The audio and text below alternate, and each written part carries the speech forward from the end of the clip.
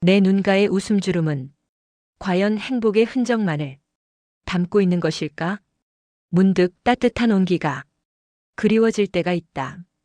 인생의 두 번째 막이 이렇게 펼쳐질 줄은 꿈에도 몰랐다. 하지만 그 시작은 잔혹한 현실의 암초였다. 자녀들의 날 선 말다툼은 우리의 사랑마저 산산조각 냈다. 서로에게 깊은 상처를 주고 증오와 원망만이 남은 듯 했다. 황혼 재혼은 과연 축복일까, 파국일까? 나는 이른 아침 햇살이 거실을 가득 채우는 것을 본다. 창밖은 조용하고 새소리만이 간간히 들려온다. 은퇴 후 맞이하는 하루는 늘 이런 식으로 시작된다. 굳이 서두를 필요도 누군가를 위해 분주히 움직일 필요도 없다. 그저 시간의 흐름에 몸을 맡긴 채 잔잔한 호수처럼 고요한 나날을 보낸다.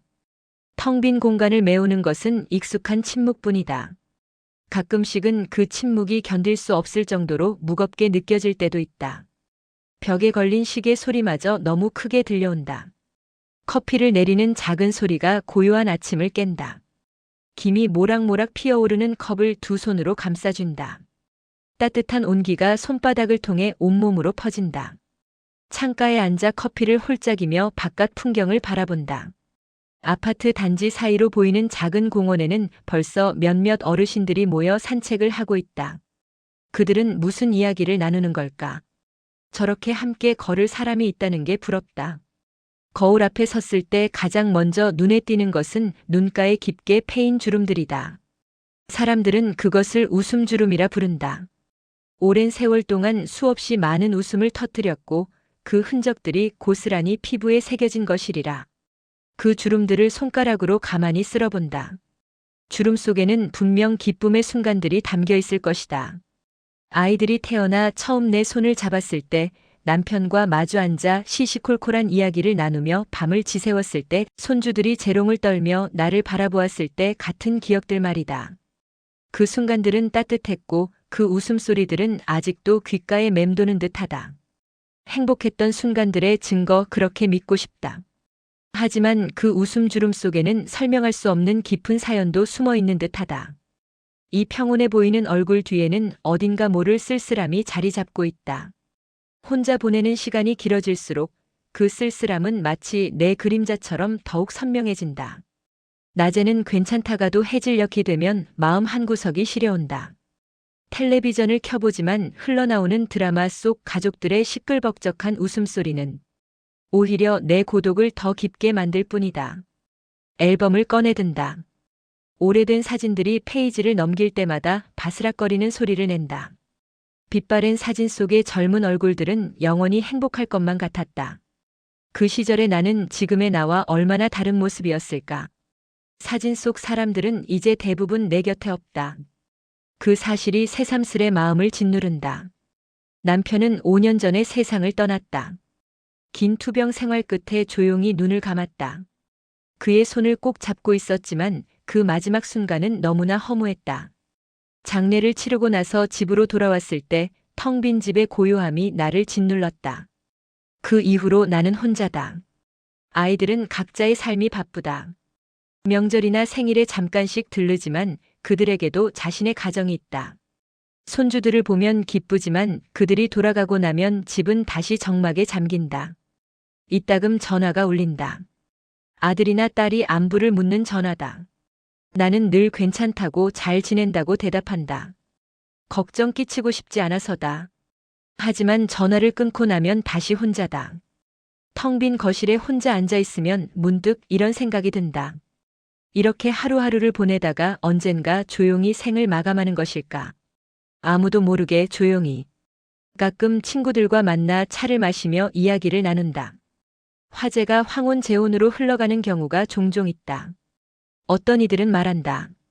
늙어서 누군가와 함께한다는 것은 큰 축복이라고 외로움을 덜고 서로 의지하며 남은 생을 보내는 것이 현명하다고 말이다. 그들의 눈빛에는 새로운 시작에 대한 희망이 반짝인다. 그들이 들려주는 재혼 후의 소소한 행복 이야기는 내 마음에 작은 파문을 일으킨다. 하지만 또 다른 이들은 고개를 젓는다. 자식들에게 짐이 되거나 재산 문제로 복잡해질 뿐이라고 혼자 사는 것이 오히려 편하다고 주장한다. 그들의 얼굴에는 피곤함과 회의감이 교차한다. 그들은 재혼 후에 겪었던 갈등과 실망감에 대해 자세히 이야기하기도 한다. 박 여사는 재혼 후 1년 만에 다시 혼자가 되었다고 했다. 상대방의 자녀들이 끊임없이 재산 문제로 시비를 걸었고 결국 견디다 못해 헤어졌다는 것이다. 그녀의 얼굴에는 지친 기색이 역력했다. 반면 이 여사는 재혼 후 행복하다고 말했다. 함께 여행도 다니고 매일 아침 산책도 하며 서로를 돌보는 삶이 얼마나 소중한지 모르겠다고 했다. 그녀의 눈빛은 생기로 가득했다. 그들의 이야기는 모두 일리가 있다. 나도 안다. 황혼 재혼이 마냥 장밋빛 환상일 수는 없다는 것을. 그럼에도 불구하고 문득 따뜻한 온기가 그리워질 때가 있다. 저녁 식탁에 마주 앉아 하루를 이야기할 사람, 함께 텔레비전을 보며 웃을 사람, 잠 못 이루는 밤에 조용히 곁을 지켜줄 사람이 있다면 얼마나 좋을까. 그런 간절한 갈망이 내 안에서 피어오른다. 동시에 알 수 없는 불안감도 함께 밀려든다. 새로운 관계가 가져올 변화들이 두렵기도 하다. 익숙한 고독이 주는 편안함 뒤에 숨은 미지의 영역이 나를 주춤하게 만든다. 새로운 사람에게 나를 다시 열어 보인다는 것, 또다시 상처받을지도 모른다는 막연한 두려움이 마음 한구석에 도사리고 있다. 내 눈가의 웃음주름은 과연 행복의 흔적만을 담고 있는 것일까? 아니면 숨겨진 고독과 새로운 희망 사이에서 갈등하는 내 마음의 그림자를 비추고 있는 것일까? 나는 그저 조용히 앨범을 덮는다. 그 안에 담긴 시간들과 지금의 내 마음이 복잡하게 얽혀 있다. 밤이 되면 더욱 고독이 깊어진다. 침대에 누워도 쉽게 잠이 오지 않는다. 천장을 바라보며 이런저런 생각에 잠긴다. 내 인생은 이대로 끝나는 것일까? 남은 시간을 이렇게 혼자 보내야 하는 것일까? 가슴 한편이 답답하다.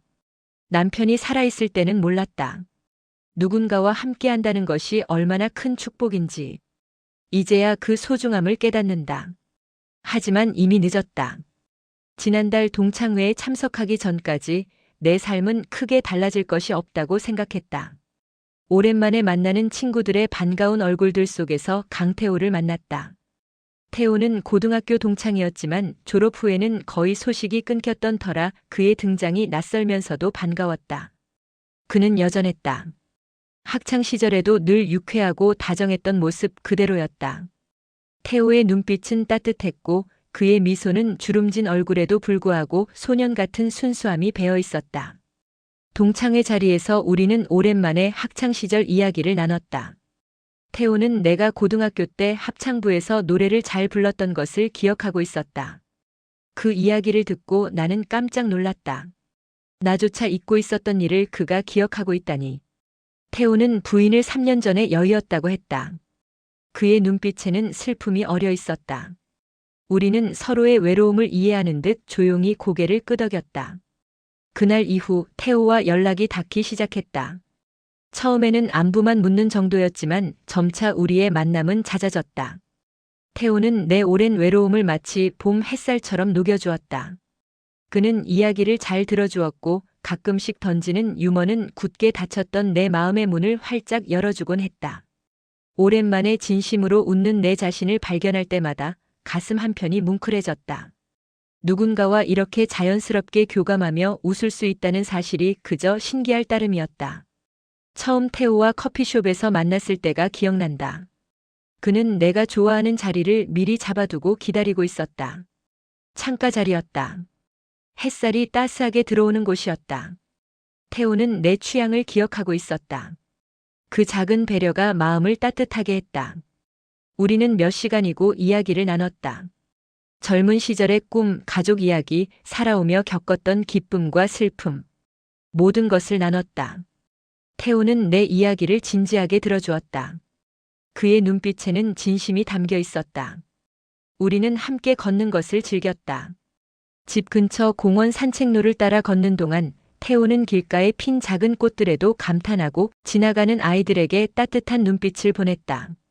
그의 섬세하고 다정한 모습은 내가 잊고 살았던 세상의 아름다움을 다시금 일깨워 주었다. 서로의 건강을 챙겨주는 일도 자연스러워졌다. 태호는 내게 좋은 차를 권했고 나는 그의 무릎 통증에 좋은 연고를 찾아주었다. 아주 사소한 일들이었지만 그 속에서 나는 말로는 다 표현할 수 없는 따뜻한 위안을 얻었다. 마치 오래도록 꺼져 있던 난로에 다시 불이 지펴지는 기분이었다. 어느 날 태호는 내게 손을 내밀었다. 우리 함께 걸을까요? 라고 말하며 나는 그의 손을 잡았다. 따뜻했다. 오랜만에 느끼는 사람의 온기였다. 우리는 손을 잡고 공원을 걸었다. 마치 젊은 연인들처럼. 주변 사람들이 우리를 바라보았다. 하지만 신경 쓰이지 않았다. 오히려 행복했다. 이 나이에 이런 설렘을 다시 느낄 수 있다는 것이 감사했다. 태호와 함께하는 시간 속에서 내 웃음주름은 예전과는 다른 의미를 갖게 되었다. 거울 속 내 모습은 여전히 주름져 있었지만 그 주름들은 이제 진심에서 우러나오는 환한 미소로 깊이를 더했다. 숨겨진 고독이나 불안감 대신 순수한 기쁨과 설렘이 그 주름들 사이사이에 스며들었다. 나는 이제 아침에 눈을 뜨면 태호에게 들려줄 이야기가 생겼고 저녁에는 그가 오늘 하루를 어떻게 보냈을지 궁금해졌다. 혼자서는 결코 맛볼 수 없었던 소소한 행복들이었다. 함께 나누는 한 끼 식사, 나란히 앉아보는 노을, 아무 말 없이 그저 서로의 존재를 느끼는 순간들. 모든 것이 황혼의 선물처럼 느껴졌다. 태호와 함께 영화를 보러 간 날도 있었다. 오랜만에 가는 영화관이었다. 남편과 마지막으로 영화를 본 게 언제였던가. 기억도 나지 않는다. 태호는 내가 좋아할 만한 영화를 골라주었다. 따뜻한 가족 이야기였다. 영화를 보는 동안 몇 번이나 눈물을 훔쳤다. 태호는 조용히 내 손을 잡아주었다. 아무 말 없이. 그 손길이 큰 위로가 되었다. 우리는 함께 시장에도 갔다. 장을 보며 오늘 저녁에는 무엇을 해먹을까 의논했다. 태호는 요리를 좋아했다. 나는 그가 요리하는 모습을 지켜보는 것이 좋았다. 그는 정성스럽게 재료를 다듬고 음식을 만들었다. 우리는 함께 만든 음식을 나눠 먹었다. 맛있었다. 음식의 맛도 좋았지만 함께 한다는 것 자체가 행복했다. 인생의 두 번째 막이 이렇게 펼쳐질 줄은 꿈에도 몰랐다. 태호와 함께라면 남은 생이 지금보다 훨씬 더 풍요롭고 의미 있을 것이라는 긍정적인 기대감이 고조되었다. 아직은 현실적인 문제나 미래에 대한 걱정보다는 태호와의 감정적인 교류 그 자체에 깊이 몰입했다. 그의 따뜻한 손을 잡을 때마다 심장이 다시금 두근거렸다. 이 나이에 이런 설렘을 다시 느낄 수 있다는 것이 감사하고 또 감사했다. 모든 것이 조심스러우면서도 한없이 따뜻하고 행복했다. 마치 아름다운 꿈을 꾸는 듯한 나날이었다. 내 마음은 마치 갓 피어난 꽃봉오리처럼 새로운 햇살을 향해 활짝 열리고 있었다. 어느 날 태호가 물었다. 우리 앞으로 어떻게 하면 좋을까요? 나는 그의 눈을 바라보았다. 진지했다. 나도 생각해 보았다. 우리의 미래를 함께하고 싶었다. 남은 인생을 태호와 함께 보내고 싶었다. 하지만 동시에 두려움도 있었다. 아이들이 뭐라고 할까? 주변 사람들은 어떻게 생각할까? 재산 문제는 어떻게 할까? 수많은 걱정들이 머릿속을 스쳐 지나갔다. 하지만 태호의 따뜻한 손을 잡고 있으니 그 모든 걱정이 사라지는 것 같았다. 우리는 천천히 생각해 보기로 했다. 서두를 필요는 없었다. 중요한 것은 우리가 함께 한다는 것. 그것만으로도 충분했다. 결혼을 결심하고 태호에게 그 마음을 전하는 순간은 갓 피어난 꽃봉오리처럼 설레었다. 태호는 내 손을 잡고 조용히 고개를 끄덕였다. 그의 눈빛에는 나와 같은 설렘이 있었지만 동시에 우리 앞에 놓일 길에 대한 알 수 없는 무게감이 드리워져 있었다. 우리는 각자의 자녀들에게 이 소식을 전하기로 했다. 이 설레는 소식이 그들에게도 부모의 행복한 새 출발을 위한 진심 어린 기쁨이 되리라 믿어 의심치 않았다. 태호와 나는 조용한 카페에 앉아 앞으로의 계획을 이야기했다. 언제 결혼식을 올릴지, 어디서 살지, 서로의 자녀들을 어떻게 소개할지. 모든 것이 새로웠고 설렜다. 태호는 내 손을 꼭 잡으며 말했다. 우리 자녀들이 이해해 줄 거라고, 분명 축복해 줄 거라고.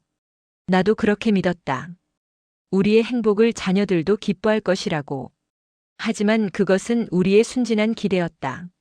먼저 내 자녀들에게 재혼 사실을 조심스럽게 꺼냈다. 아들, 딸들은 잠시 말을 잃은 듯 했지만 이내 어색한 미소를 지으며 축하한다고 건성으로 말했다. 그러나 그들의 눈빛은 달랐다. 겉으로는 엄마의 행복을 바란다고 말하면서도 속으로는 이미 여러 가지 현실적인 계산을 하는 듯 했다. 태호의 건강 상태는 어떠한지, 그의 경제적 상황은 안정적인지, 혹시라도 재산을 탐내는 것은 아닌지, 그런 종류의 질문들이 직접적으로 튀어나오지는 않았지만 그들의 말투와 표정, 그리고 스쳐 지나가는 시선 속에서 그 모든 것을 읽어낼 수 있었다. 자녀들은 오랜만에 찾아온 내 삶의 활기를 온전히 축복하기보다는 혹시라도 엄마의 결정이 자신들에게 불리하게 작용할지 모른다는 막연한 불안감에 사로잡혀 있는 듯 했다. 그들의 시선 속에서 내 마음속에서 막 피어나던 설렘은 조금씩 시들기 시작했다. 차가운 바람이 스쳐 지나가는 듯한 기분이었다. 딸아이가 조심스럽게 물었다. 엄마, 그분 재산은 어떻게 되세요? 혹시 빚은 없으세요? 그 질문에 가슴이 덜컥 내려앉았다. 내 딸이 이런 질문을 할 줄은 몰랐다. 나는 대답했다. 그런 건 중요하지 않아. 우리는 서로 사랑하고 의지하며 살 거야. 하지만 딸의 표정은 여전히 불안해 보였다. 아들도 한마디 거들었다. 엄마, 그래도 조심하셔야 해요. 요즘 노인들 재산 노리는 사람들 많다잖아요. 그 말을 듣는 순간 눈물이 핑 돌았다. 내 자녀들이 나를 이렇게 의심할 줄은 몰랐다. 아니, 태호를 의심하고 있었다. 태호의 자녀들도 비슷한 반응을 보였다는 것을 나중에 태호의 침울한 표정에서 짐작할 수 있었다. 태호는 자녀들이 그의 결정에 대해 충분히 이해하고 지지해 줄 것이라고 기대했지만 현실은 너무나 달랐다. 갑작스러운 아버지의 재혼 결정에 그들은 당혹스러워했고 더 나아가 노골적으로 불만을 표출했다는 이야기도 들려왔다. 특히 유산 상속 문제에 대한 불안감을 숨기지 못했으며 아버지가 뒤늦게 행복을 찾는 것이 아니라 다른 숨겨진 의도가 있는 것은 아닐까 하는 의구심이 그들의 마음속에 자리 잡고 있는 듯했다. 태호는 자녀들의 그런 싸늘한 반응에 깊은 상처를 받는 듯 보였다. 그의 어깨는 한없이 축 처져 있었다. 그날 밤 태호는 내게 전화를 했다. 목소리가 떨리고 있었다. 미안해요, 여보. 우리 애들이 너무 심하게 나왔나 봐요. 나는 태호를 위로했다. 괜찮아요. 우리 애들도 비슷했어요. 시간이 지나면 이해할 거예요. 하지만 내 목소리도 확신에 차 있지 않았다. 우리는 서로를 위로하며 긴 밤을 보냈다. 우리는 양쪽 자녀들을 모아 처음으로 함께 식사하는 자리를 마련했다. 억지로라도 화기애애한 분위기를 연출하려 노력했지만 식탁 위에는 보이지 않는 날카로운 긴장감이 흘렀다. 순수한 축복의 말보다는 서로를 끊임없이 탐색하고 경계하는 듯한 눈빛들이 오고 갔다. 내 자녀들은 태호의 자녀들을, 태호의 자녀들은 내 자녀들을 은근히 살피며 저울질하는 것이 느껴졌다. 겉으로는 웃음꽃이 피어나는 듯 했지만 그 웃음 속에는 각자의 이해관계가 복잡하게 얽혀 있었고 낯선 이들 사이에 깊은 어색함만이 가득한 시간이었다. 식사 내내 입안이 썼다. 태호가 애써 밝은 목소리로 말했다. 우리 모두 한 가족이 되는 거니까 서로 잘 지내봅시다. 하지만 아무도 대답하지 않았다. 어색한 침묵만이 흘렀다. 나는 억지로 웃으며 말을 이었다. 그래요, 우리 자주 만나서 친해지도록 해요. 하지만 그 말에도 반응은 미지근했다. 식사는 빨리 끝나기만을 바라는 시간이었다. 식사 자리 이후 작은 오해와 서운함이 마치 조약돌처럼 하나둘씩 쌓여갔다. 태호의 아들이 사적으로 내 아들에게 연락해 태호의 건강 상태나 재산 상황을 다시 묻는 일이 있었다. 내 딸은 태호의 딸에게 태호의 과거 가정사에 대해 은근히 떠보기도 했다. 이런 작은 접촉들이 오히려 보이지 않는 불씨를 키웠다. 마치 투명한 벽이 우리 사이에 서서히 세워지는 기분이었다. 재혼이라는 아름다운 기대 뒤에 숨어있던 현실적인 문제들이 그 민낯을 드러내기 시작했다. 거울 속 내 얼굴에는 태호와 함께하며 깊어진 밝은 미소 대신 옅은 불안감이 스쳐 지나갔다. 눈가의 웃음주름 속 깊이 숨겨진 고독이 다시금 고개를 드는 것 같아 마음이 시렸다. 행복이라는 이름으로 시작된 우리의 이야기에 예기치 못한 암초가 등장했음을 직감했다. 이 거대한 바위를 어떻게 헤쳐나가야 할지 막막함이 밀려들었다. 내 아들이 전화를 했다. 엄마, 그 남자 딸이 저한테 이상한 질문을 했어요. 엄마 재산이 얼마나 되냐고, 집은 누구 명이냐고. 그 말에 화가 치밀었다. 어떻게 그런 질문을 할 수 있단 말인가. 태호에게 전화를 했다. 태호도 자기 아들이 비슷한 이야기를 들었다고 했다. 우리는 서로 미안해했다. 하지만 미안하다고 해서 해결될 문제가 아니었다. 재혼 후 우리는 새로운 보금자리에서 함께 생활하게 되었다. 드라마 속 로맨틱하고 영화 같은 황혼을 기대했던 것이 너무나 큰 착각이었음을 날마다 깨달았다. 태호와 나는 70년 가까이 각자의 방식으로 살아왔다. 그 오랜 습관과 생활 방식, 그리고 가치관의 차이가 사소한 일상에서부터 충돌하기 시작했다. 태호는 모든 것을 정돈하고 깔끔하게 유지하는 성격이었고, 나는 조금은 여유롭고 느슨한 생활 방식을 가지고 있었다. 식사 메뉴를 정하는 것부터 텔레비전 채널을 고르는 일, 잠자리에 드는 시간, 물건을 두는 위치, 화장실 사용 습관까지 모든 것이 새롭게 조율이 필요한 영역이었다. 익숙했던 내 개인적인 공간에 태호의 존재가 너무나도 가득해지는 것이 때로는 버겁고 불편하게 느껴졌다. 서로에 대한 사랑과 존중으로 이런 차이들을 덮어두려 했지만 미묘한 생활 방식의 간극은 점점 쌓여 작은 다툼의 원인이 되었다. 서로에게 서운함과 답답함이 쌓여가면서 우리의 관계는 예상치 못한 갈등으로 이어졌다. 어느 날 아침 태호가 화를 냈다. 여보, 왜 제 물건을 함부로 옮기는 거예요? 저는 제자리에 두는 게 좋다고요. 나는 당황했다. 그냥 정리하려고 그랬어요. 뭐가 문제예요? 태호는 한숨을 쉬었다. 그냥 제가 두는 대로 놔두세요. 그 말에 기분이 상했다. 나도 이 집에 사는데 왜 내 마음대로 할 수 없단 말인가. 저녁에는 텔레비전 채널 문제로 다퉜다. 나는 드라마를 보고 싶었고 태호는 뉴스를 보고 싶어 했다. 우리는 서로 양보하지 않았다. 결국 각자 방으로 들어가 버렸다. 그날 밤 침대에 누워 생각했다. 이게 내가 원했던 재혼 생활인가? 왜 이렇게 힘든가? 이러한 사소한 마찰보다 훨씬 더 큰 문제는 결국 자녀들에게서 시작되었다. 어느 날 태호의 큰아들이 태호에게 그의 명의로 된 아파트를 팔아 새로운 집을 사고 그 새로운 집을 내 명의로 돌리려 한다는 터무니없는 오해를 하기 시작했다. 물론 그런 의도는 단 한 번도 품은 적이 없었다. 다만 태호가 내게 더 편안하고 안정적인 노후를 선물하고 싶어 했던 순수한 마음이 오해의 씨앗이 된 것이었다. 태호는 종종 나에게 이 집에서 여사님이 편히 지낼 수 있도록 해줄게, 걱정 말고. 이젠 나에게 기대도 되라고 말하곤 했다. 그의 다정하고 배려 깊은 말 한마디가 자녀들에게는 마치 아버지를 홀려 재산을 빼앗으려는 나의 교활한 계략처럼 들렸던 것이다. 이 터무니없는 오해는 삽시간에 양쪽 자녀들 사이로 무섭게 퍼져나갔다. 태호의 아들이 집으로 찾아왔다. 아버지, 무슨 생각으로 그러시는 거예요? 우리한테는 한마디 상의도 없이 집을 팔려고요? 태호는 당황했다. 무슨 소리야? 나는 집을 팔 생각이 없어. 하지만 아들은 믿지 않았다. 아버지가 저 여자한테 홀렸어요. 정신 차리세요. 그 말을 듣고 나는 참을 수 없었다. 저 여자라니요? 저한테 그렇게 무례하게 말씀하시는 거예요? 태호의 아들은 나를 노려보았다. 당신이 우리 아버지를 이용하는 거 다 알아요.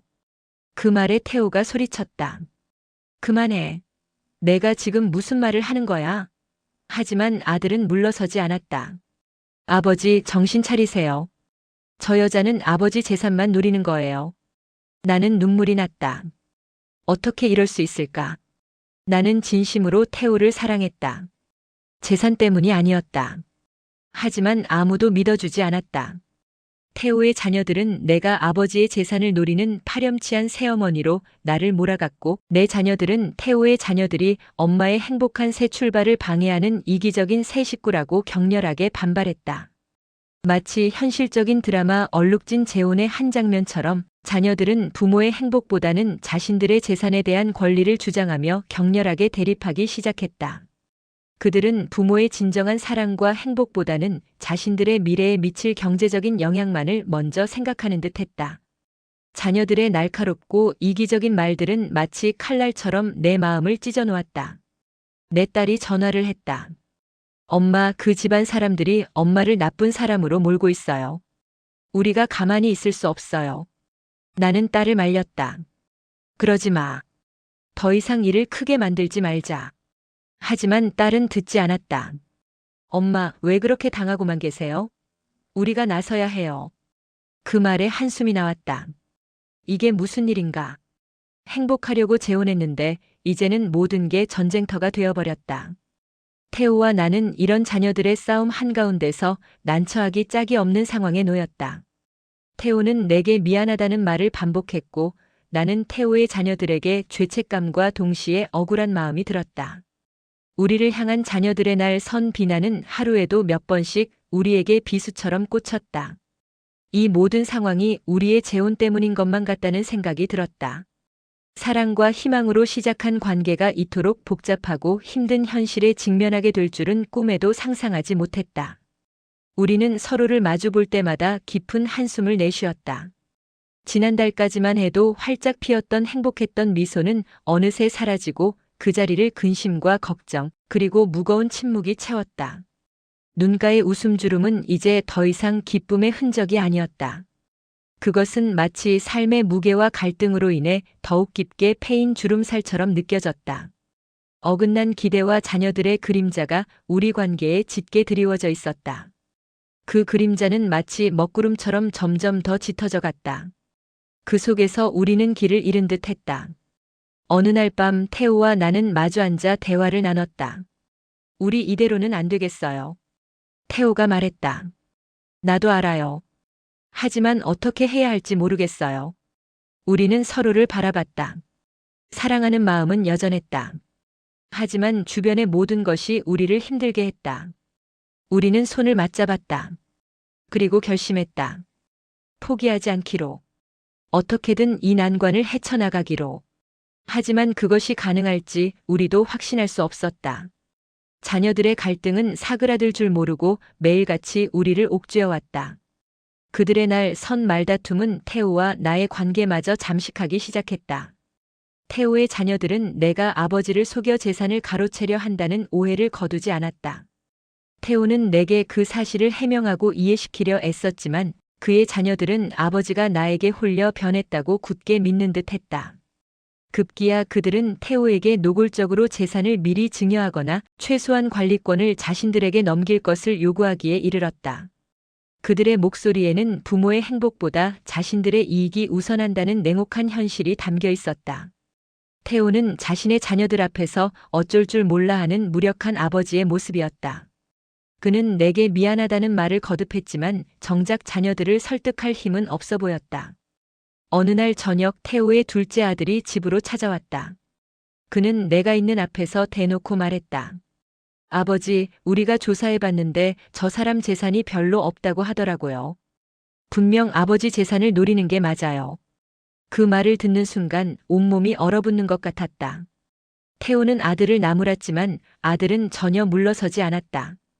아버지가 정신을 차리셔야 한다고, 우리 가족을 지켜야 한다고 소리쳤다. 나는 그 자리에서 일어나 방으로 들어가 버렸다. 눈물이 주체할 수 없이 쏟아졌다. 내 자녀들 또한 엄마의 행복을 방해하는 태호의 자녀들에게 강한 불만을 품었고 그 감정은 고스란히 태호에게 향했다. 그들은 태호의 자녀들이 엄마를 마치 돈벌이 수단처럼 여기는 것에 분노했고 우리 관계의 순수성을 의심하는 그들의 태도에 깊은 상처를 받았다. 내 딸은 전화로 엄마 혹시 저쪽 자녀들이 엄마를 이용하려는 건 아니지? 엄마 재산까지 넘보는 건 아닌지 걱정되라며 노골적인 우려를 표했다. 아들 역시 태호 어르신께 다시 한번 말씀드려봐. 재산 문제는 확실히 정리해야 나중에 탈이 없어라며 재촉했다. 양쪽 자녀들 사이에 깊어진 골은 결국 태호와 나를 서로에게서 멀어지게 만들었다. 한 집에 살고 있었지만 우리는 마치 각자의 섬에 갇힌 듯 했다.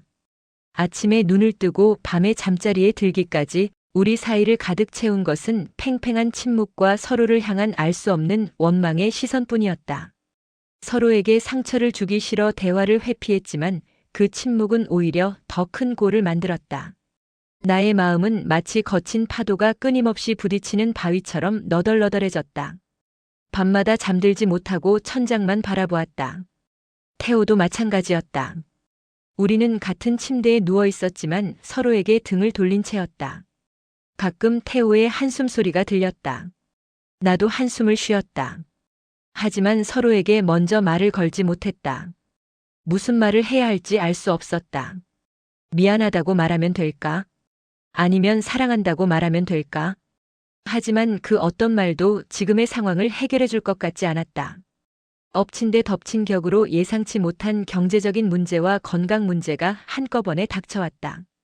태호가 몇 년 전부터 앓고 있던 지병인 당뇨가 갑자기 악화되어 합병증으로 시력, 저하와 신장 기능 악화 진단을 받았다. 곧바로 큰 병원비를 필요로 하는 입원 치료와 정기적인 투석이 불가피하다는 의료진의 소견이 나왔다. 태호는 자신의 노후 자금으로 충당하려 했지만 그의 자녀들은 아버지의 병원비가 과도하게 지출될 경우 자신들의 유산이 줄어들 것을 염려했다. 이 문제로 인해 태호의 자녀들은 내가 재산 문제에 대해 더 적극적으로 나서기를 요구하는 듯한 태도를 보였다. 태호의 큰딸은 내게 직접적으로 새어머니께서도 아버지 병원비 문제에 대해 좀 더 현실적으로 생각해 주셔야 하는 것 아니냐며 마치 나에게도 책임이 있다는 듯한 뉘앙스로 말을 던졌다. 그 말을 듣는 순간 화가 치밀었다. 내가 왜 태호의 병원비에 책임을 져야 한단 말인가? 하지만 동시에 생각했다. 나는 태호의 아내다. 아내로서 남편의 병원비를 걱정하는 게 당연한 것 아닌가? 하지만 태호의 자녀들은 그렇게 생각하지 않는 것 같았다. 그들에게 나는 여전히 남이었다. 아버지의 재산을 노리는 이방인일 뿐이었다. 내 자녀들 역시 엄마의 노후 자금이 태호의 병원비로 들어가게 될까봐 걱정했고 내게 태호와 경제적인 부분을 명확히 정리할 것을 종용했다. 딸은 엄마가 아직 연세가 많으신데 무슨 일이 생기면 어쩌려고 저쪽 병원비를 엄마 돈으로 다 감당하려 해? 그건 아니지라며 단호하게 말했다. 사랑으로 시작한 관계가 돈 문제와 건강 문제라는 현실의 무게 앞에서 이토록 첨예하게 갈등을 겪게 되리라고는 상상조차 하지 못했다. 우리의 대화는 경제적인 책임과 의무에 대한 차가운 논쟁으로 변질되었다. 태호는 자신의 병원비가 나에게 부담이 될까봐 미안해했고 나는 나대로 내 자녀들의 걱정과 우려를 무시할 수 없었다. 서로의 상처를 보듬어 주기보다는 각자의 자녀들 편에 서서 날 선말을 주고받기 일쑤였다. 어느 날 밤 드디어 우리는 폭발했다. 태호가 먼저 입을 열었다. 여보, 당신 자녀들이 나를 어떻게 생각하는지 알아요? 나를 당신 재산을 노리는 사기꾼으로 봐요. 나는 반박했다. 당신 자녀들은 어때요?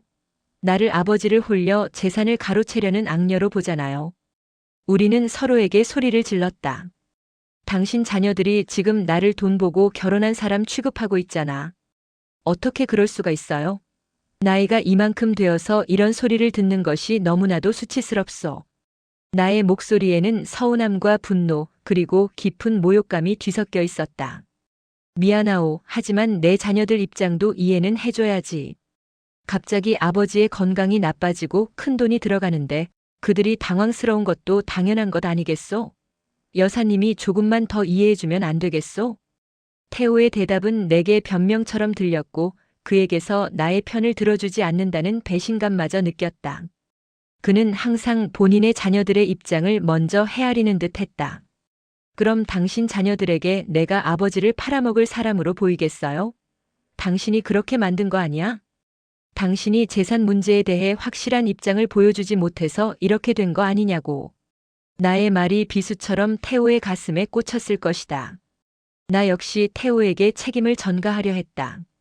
태호 역시 이 상황을 만든 것은 내가 태호의 자녀들에게 신뢰를 주지 못했기 때문이라는 식으로 나를 비난했다. 그는 나에게 여사님이 우리 자녀들에게 좀 더 다정하게 다가가고 재산에 관심이 없다는 것을 확실히 보여줬다면 이런 오해는 없었을 거요. 라고 소리쳤다. 우리는 서로에게 깊은 상처를 주는 말들을 뱉어냈다. 한때 뜨거웠던 사랑의 감정은 어디로 갔는지 증오와 원망만이 남은 듯 했다. 막연한 기대 속에서 재혼이라는 현실을 너무 쉽게 생각했던 태도가 결국 우리 관계를 불행으로 이끄는 결정적인 이유가 되어버린 것을 깨달았다. 낭만적인 환상만을 좇았던 우리의 어리석음이 현실의 차가운 벽 앞에서 여지없이 무너지는 순간이었다. 사랑이라는 달콤한 이름 뒤에 숨겨진 현실의 거대한 암초는 우리의 보금자리를 송두리째 흔들어 놓았다. 서로에게 등을 돌린 채 침묵하는 날들이 길어졌다. 며칠 밤낮을 각자의 방에서 나오지 않은 적도 있었다. 내 눈가의 웃음주름은 더 이상 그 어떤 기쁨도 담고 있지 않았다. 그것은 마치 삶의 모진 풍파를 견뎌낸 나무의 나이테처럼 깊고 서늘한 주름살 그 자체로 변해버렸다. 거울 속 내 얼굴은 낯설게 일그러져 있었다. 그날 밤 이후 우리는 거의 말을 하지 않았다. 같은 집에 살면서도 완전히 남이 되어버렸다. 식사도 따로 했다. 나는 내 방에서, 태우는 거실에서 혼자 먹었다. 가끔 복도에서 마주치면 어색하게 고개만 끄덕이고 지나쳤다. 이게 부부의 모습인가? 이게 내가 꿈꾸던 황혼 재혼인가? 너무나 비참했다. 길을 잃은 듯 헤매던 시간 속에서 밤낮 없이 고민했다. 과연 이 관계를 계속 이어나가는 것이 의미가 있을까? 우리의 재혼은 결국 모두에게 불행을 안겨주는 파국으로 끝나는 것일까? 침대에 누워 천장만 바라보던 어느 날 밤, 과거의 행복했던 순간들이 마치 파노라마처럼 스쳐 지나갔다. 젊은 시절의 순수한 사랑, 결혼 후 가족을 위해 헌신했던 시간들, 남편을 먼저 떠나보내고 홀로 남겨진 외로움, 그리고 태호를 만나 다시 피어났던 설렘과 희망. 하지만 지금은 그 모든 것이 물거품이 된 듯했다. 태호와 함께 걸었던 가을 산책길, 함께 웃으며 나누었던 소소한 이야기들, 서로의 손을 잡으며 느꼈던 따뜻한 온기. 그 모든 아름다운 기억들이 현실의 차가운 그림자에 갇혀버렸다. 희망은 절망으로, 설렘은 불안으로 변해버렸다. 이혼을 생각했다. 진지하게. 이렇게 사는 것보다는 차라리 혼자 사는 게 나을 것 같았다. 적어도 혼자 있을 때는 이렇게 마음 아프지는 않았다. 외로웠지만 지금처럼 상처받지는 않았다. 태호도 비슷한 생각을 하는 것 같았다. 그의 표정에서 읽을 수 있었다. 우리는 끝이 보이는 관계를 억지로 붙잡고 있는 것인지도 몰랐다. 그러던 중 우연히 텔레비전을 켰을 때 한 다큐멘터리가 흘러나왔다. 황혼 재혼 부부들의 이야기를 다룬 프로그램이었다. 그들은 우리처럼 갈등을 겪었지만 결국 지혜롭게 극복해 나가는 과정을 보여주었다. 프로그램에 출연한 한 노부부는 말없이 서로를 응시하며 그저 따뜻한 미소를 짓고 있었다. 그들의 눈빛 속에는 오랜 세월을 함께하며 다져진 깊은 신뢰와 이해가 담겨 있었다. 한 전문가는 인터뷰에서 황혼 재혼의 성공을 위해서는 깊은 소통과 상호 배려가 무엇보다 중요하다고 강조했다. 그는 황혼 재혼은 젊은 시절의 불꽃 같은 사랑이 아닙니다. 서로의 오랜 습관과 고정관념을 존중하고 작은 다름조차 이해하려 노력하는 꾸준한 배려가 필요합니다. 무엇보다 솔직하고 진정성 있는 대화만이 오해의 벽을 허물 수 있습니다라고 설명했다. 그의 말은 내 머릿속을 스치는 번개처럼 강렬한 깨달음을 주었다. 나는 프로그램을 보며 눈물을 흘렸다. 그 전문가의 말이 내 가슴에 와닿았다. 우리에게 부족했던 것이 바로 그것이었다. 깊은 소통, 상호 배려. 우리는 사랑한다고 말하면서도 정작 서로를 이해하려 노력하지 않았다. 내 입장만 주장했지 태호의 마음을 헤아리려 하지 않았다. 나는 지금까지 태호와 깊은 소통을 하려 했던가? 아니, 그저 내 감정적인 서운함만을 내세우며 태호의 마음을 헤아리려 하지 않았다. 태호 역시 마찬가지였다. 서로의 상처를 들여다보려 하지 않고 각자의 불만만을 쏟아내기에 급급했던 것이다. 상호 배려 역시 부족했다. 태호의 생활 방식을 존중하기보다 내 방식에 그가 맞춰주기를 바랐던 적도 많았다. 내 오래된 고집과 편견이 태호의 삶에 녹아들지 못하도록 막아섰던 것은 아닌지 반성하게 되었다. 또한 그 전문가는 경제적 독립성을 명확히 할 것을 강조했다. 황혼 재혼 부부는 각자의 노후 자산을 명확하게 분리하고 재산 상속 문제에 대해 자녀들과 미리 충분히 대화하여 오해의 소지를 없애야 한다고 조언했다. 생각해보니 우리는 이 부분을 너무나도 안일하게 대처했다. 사랑만 있으면 모든 것이 해결될 것이라는 막연한 기대로 현실적인 재산 문제를 회피하기에만 급급했던 것이다. 결국 그 무책임한 태도가 자녀들 간의 불필요한 오해와 갈등을 증폭시키는 결정적인 원인이 되었다. 우리 스스로가 재산 문제에 대한 명확한 기준과 계획을 세우지 못했기에 자녀들 역시 불안감을 느끼고 목소리를 높일 수밖에 없었을 터였다.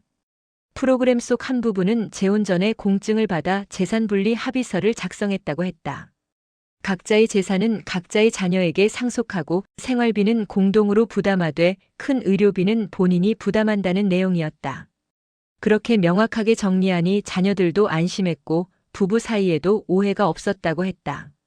우리도 그렇게 했어야 했다. 처음부터. 마지막으로 현실적 기대와 자녀와의 현명한 관계 설정이라는 키워드가 내 머릿속을 스쳤다.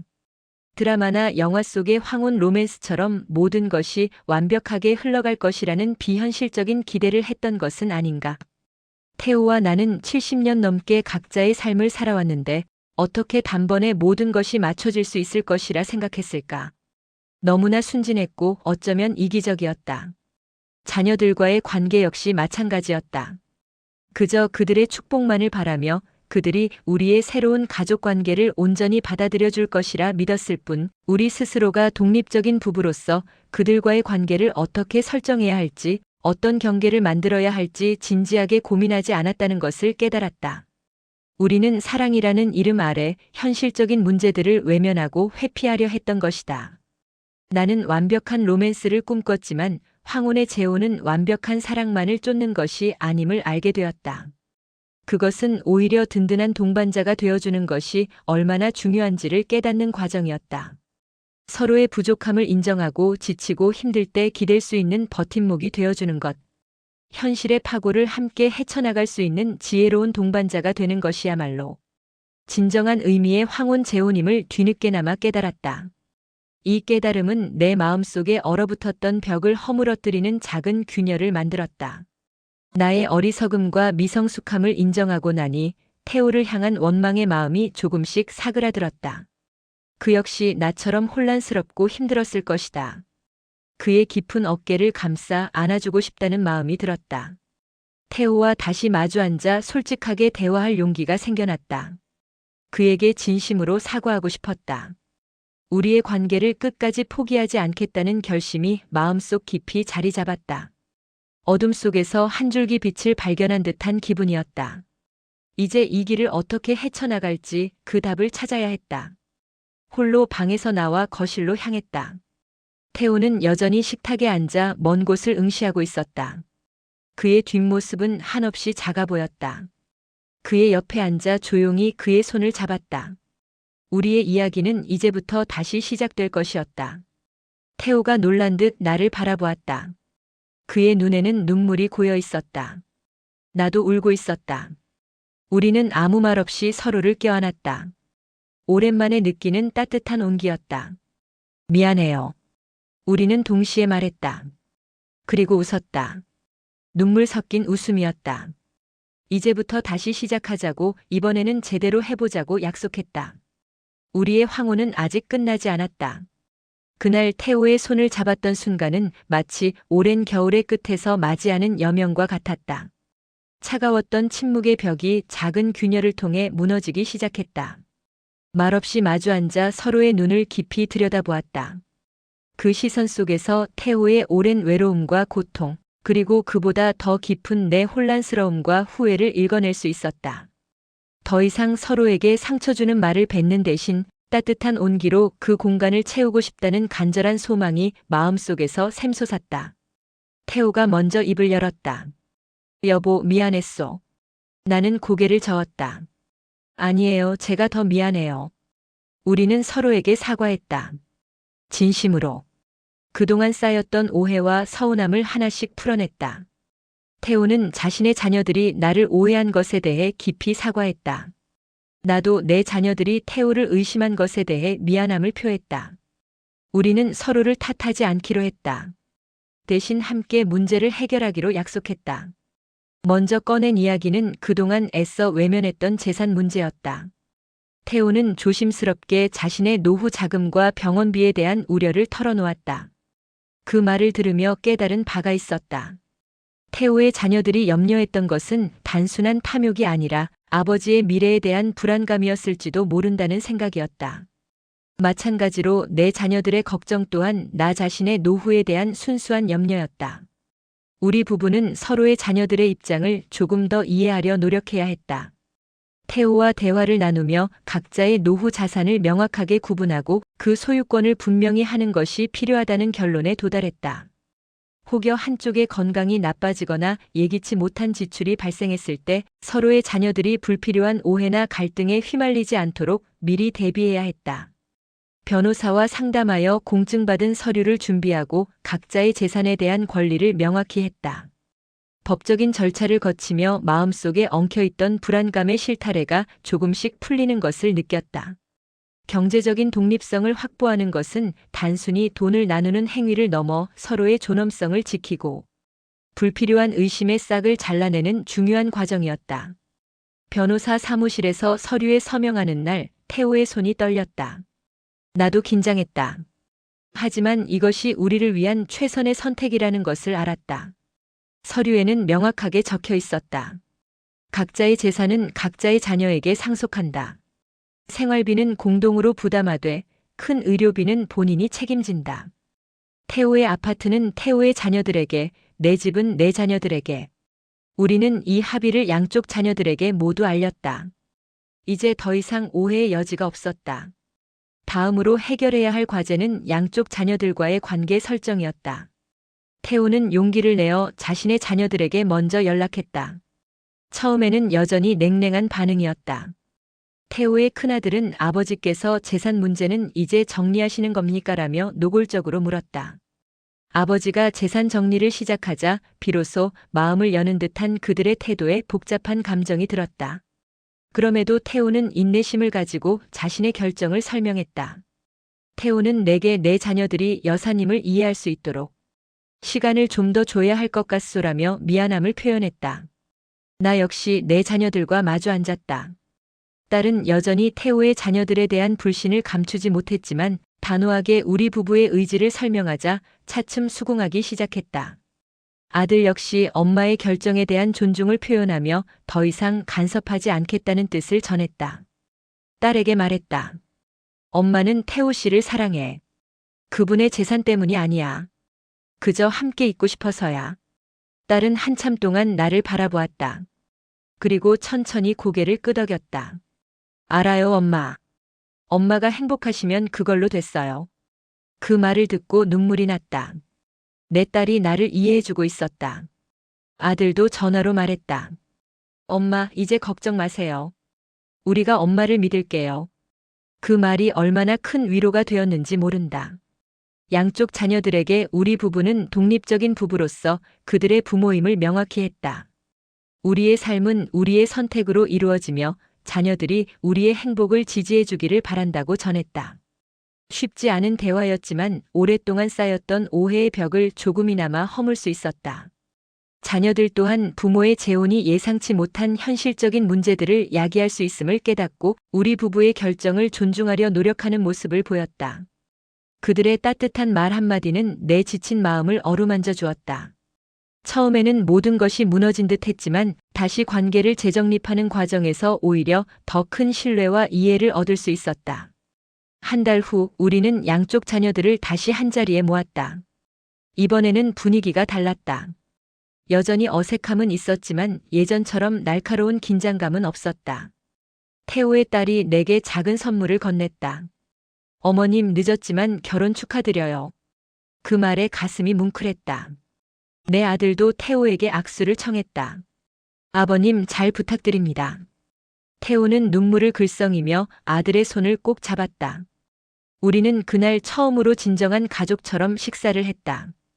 웃음소리가 오갔고 서로의 이야기를 나눴다. 완벽하지는 않았지만 시작은 좋았다. 태호와 지내는 일상에도 변화가 찾아왔다. 완벽한 사랑을 좇기보다는 서로의 존재 자체를 감사히 여기는 마음이 커졌다.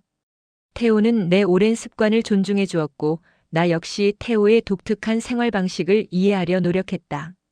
아침 식사 메뉴 하나를 정하는 것에도 서로의 취향을 배려했다. 태호는 가끔 자신의 자녀들이 나를 오해했던 과거를 상기하며 미안해했고 그때마다 그의 손을 잡으며 괜찮다고 속삭였다. 우리의 관계는 이제 뜨거운 불꽃보다는 잔잔하고 따뜻한 온기를 품게 되었다. 작은 다름은 더 이상 갈등의 씨앗이 아니었다. 그것은 오히려 서로를 더 깊이 알아가는 흥미로운 과정이 되었다.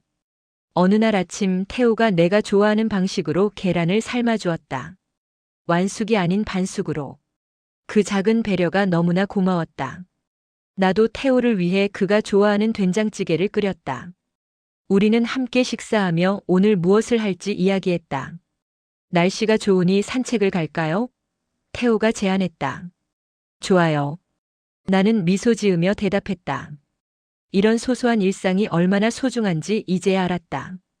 이전에는 서로의 불만만을 쏟아내기 바빴던 우리 대화는 이제 서로의 마음을 들여다보고 공감하려는 노력으로 바뀌었다. 태호의 지병인 당뇨 관리에 관심을 기울였다. 함께 건강한 식단을 준비하고 산책하며 운동량을 늘렸다. 태호의 병원 진료에도 동행하며 그의 곁을 지켰다. 그의 눈가에 드리워졌던 불안의 그림자는 점차 옅어지고 대신 편안하고 깊은 안정감이 자리 잡는 것을 느꼈다. 나 역시 태호의 보살핌 속에서 오랜 시간 짊어졌던 마음의 짐을 내려놓을 수 있었다. 어쩌면 태호도 나처럼 외로움과 싸워왔을 것이라는 생각이 들었다. 서로의 부족함을 인정하고 지치고 힘들 때 기댈 수 있는 버팀목이 되어주는 것. 현실의 파고를 함께 헤쳐나갈 수 있는 지혜로운 동반자가 되는 것이야말로 진정한 의미의 황혼재혼임을 뒤늦게나마 깨달았다. 내 웃음주름은 이제 깊은 깨달음과 함께하는 편안한 미소를 되찾았다. 그것은 단순한 외형적인 변화가 아니라 내면의 평화가 외적으로 드러나는 모습이었다. 태호의 투석날 나는 항상 병원에 함께 갔다. 그의 손을 잡고 옆에 앉아 있었다. 가끔 태호는 내게 미안하다고 했다. 당신 시간을 빼앗는 것 같아서요. 나는 고개를 저었다. 아니에요. 제가 여기 있고 싶어서 있는 거예요. 태호는 내 손을 꼭 쥐었다. 그의 손은 따뜻했다. 투석이 끝나고 집으로 돌아오는 길 태호는 피곤해 보였다. 나는 그를 부축해 침대에 눕혔다. 그리고 조용히 그의 곁을 지켰다. 이런 순간들이 쌓여 우리의 사랑은 더 깊어졌다. 수많은 난관을 겪고 현명하게 대처한 끝에 비로소 진정한 황혼재혼의 행복을 찾을 수 있었다. 우리의 재혼은 더 이상 드라마 속 환상이 아니었다. 그것은 현실적인 문제들을 극복하고 쌓아 올린 견고한 관계가 되었다. 여전히 크고 작은 삶의 파고는 존재했다. 태호의 건강은 완전히 회복된 것은 아니었고 때때로 자녀들과의 관계에서 미묘한 긴장감이 돌기도 했다. 하지만 이제 우리 부부는 서로를 믿고 의지하며 함께 해결해 나갈 준비가 되어 있었다. 이전에는 문제 앞에서 움츠러들고 서로를 탓했지만 이제는 머리를 맞대고 지혜를 모았다. 어느 날 태호의 아들이 전화를 했다. 경제적인 어려움이 있다고 했다. 태호는 고민에 빠졌다. 나는 태호에게 말했다. 도와주세요. 아들이 필요로 하는데 도와주셔야죠. 태호는 놀란 듯 나를 바라보았다. 하지만 우리가 합의한 게 있잖소. 각자의 재산은 각자가 관리하기로. 나는 고개를 끄덕였다. 맞아요. 그러니 당신 재산으로 도와주세요. 저는 상관없어요. 태호는 감동한 듯 내 손을 잡았다. 고맙소. 당신이 이렇게 이해해 줄 줄은 몰랐소. 나는 미소 지었다. 우리 가족이잖아요. 하루는 태호와 함께 우리 집 뒤뜰에 작은 텃밭을 가꾸고 있었다. 햇볕 아래서 땀 흘리며 상추 씨앗을 심고 물을 주었다. 태호는 허리를 펴며 환하게 웃었다. 그의 눈가에는 세월의 흔적과 함께 행복한 기운이 어려 있었다. 내 웃음주름 역시 그와 함께 웃으며 더욱 깊어진 듯 했다. 그 주름은 더 이상 고독이나 희망의 그림자를 담고 있지 않았다. 그것은 이제 깊은 지혜와 따뜻한 유대를 담은 진정한 행복의 흔적이 되었다. 여보, 이 상추가 자라면 우리 샐러드 해 먹어요. 태호가 말했다. 좋아요. 토마토도 심을까요? 나는 제안했다. 태호는 고개를 끄덕였다. 우리는 함께 작은 텃밭을 가꾸며 미래를 이야기했다. 내년에는 무엇을 심을지, 어디로 여행을 갈지. 소소하지만 행복한 계획들이었다. 이런 평범한 일상이 얼마나 소중한지 깨달았다. 화려한 로맨스보다 이런 잔잔한 행복이 진짜 사랑이었다. 황혼 재혼은 신중한 선택과 끊임없는 노력이 필요한 과정이었다. 단순히 외로움을 채우기 위한 방편이 아니었다. 그것은 서로의 삶을 온전히 존중하고 함께 새로운 길을 개척해 나가는 용기 있는 여정이었다. 준비되지 않은 자에게는 불행을 안겨줄 수 있지만 서로에게 깊은 이해와 배려를 베풀며 지혜롭게 노력하는 자에게는 충분히 행복할 수 있다는 희망적인 메시지를 주고 싶다. 어느 날 저녁 친구들을 집으로 초대했다. 황혼 재혼에 대해 고민하는 친구가 있었다. 그녀는 나에게 물었다. 정말 행복해? 후회는 없어? 나는 태호를 바라보았다. 그도 나를 보며 미소 지었다. 나는 친구에게 대답했다. 쉽지 않았어. 정말 힘들었어. 하지만 포기하지 않고 함께 노력했더니 행복을 찾을 수 있었어. 완벽하지는 않지만 우리는 서로에게 버팀목이 되어주고 있어. 친구는 고개를 끄덕이며 눈물을 글썽였다. 나도 용기를 내볼게. 그 말을 듣고 기뻤다. 누군가에게 희망을 줄 수 있다는 것이 감사했다. 새롭게 맞이한 아침 태호는 여전히 내 옆에서 깊은 잠에 빠져 있었다. 그의 평온한 숨소리를 들으며 창밖을 내다보았다. 희뿌연 안개 속에서 해가 떠오르고 있었다. 눈부신 햇살이 창문을 통해 방 안으로 쏟아져 들어왔다. 내 눈가에 깊이 새겨진 웃음주름은 그 햇살을 받아 더욱 따뜻하게 빛나는 듯 했다. 이 길의 끝에 어떤 풍경이 펼쳐질지 아직 알 수 없지만 이제는 두렵지 않다.